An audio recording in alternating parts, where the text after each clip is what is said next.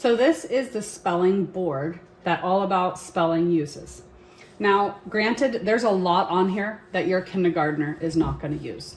This is actually what I use for my first grader, which all of this is for kindergarten and several of these and some of those. But I also use it for my fifth grader and my seventh grader. So because I have so many different levels, I just have everything on here. And the truth is, you're a homeschool mom, you may have that many levels too. It does not hurt to include all of the levels on for all of your kiddos. You have plenty of space right here with which to work. So with your kindergartner, if they're working on if they're working on spelling, when you teach them a new skill, whatever the lesson says to work on, they always show you what to do with these. So they give you different examples, and your child gets to take these and they get to manipulate the letters and move them, which again is what I called it, a tactile kinesthetic approach to learning. You see that? They get to move them. Then if you want to change the beginning sound, man, no, we don't want to do han, dan, right? Or ran. They get to move these letters around or change the middle sound. I love that it keeps all of the vowels red and all of the consonants are blue.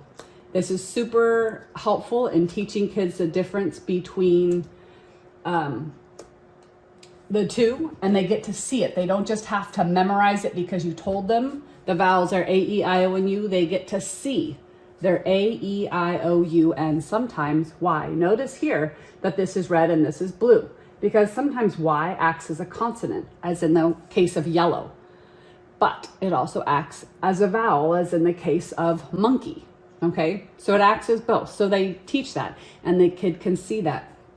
And then as they're learning, they learn that there is a vowel in every syllable in the English language. You cannot have a syllable that does not have a vowel. So let me give you an example. I'm going to spell the word table. And some of these rules you may learn for the first time yourself, even though you speak perfectly good English. And you might even consider yourself a good speller. It may be you're a good speller because you memorized your words, but you might not know all these rules.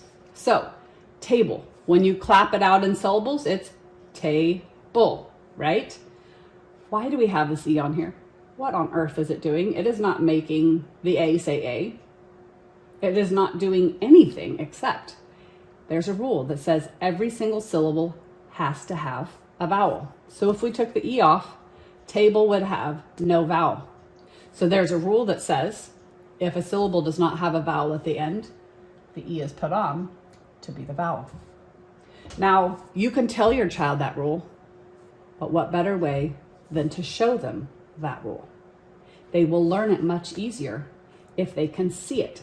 They can see it in color. Color imprints much better on the brain anyway than black and white page. So this is a very awesome multi-sensory approach to teaching reading. And every time you teach a lesson in All About Spelling, at the beginning of the lesson, you talk about it, you use this board, and the kid manipulates all the letters, whatever it is you're telling them to do. You show them, they break it apart. It's an incredibly useful tool. And if you don't have this big board, again, you can use the app that they sell for super cheap, like something like $10 or $12 to put on an app on your iPad.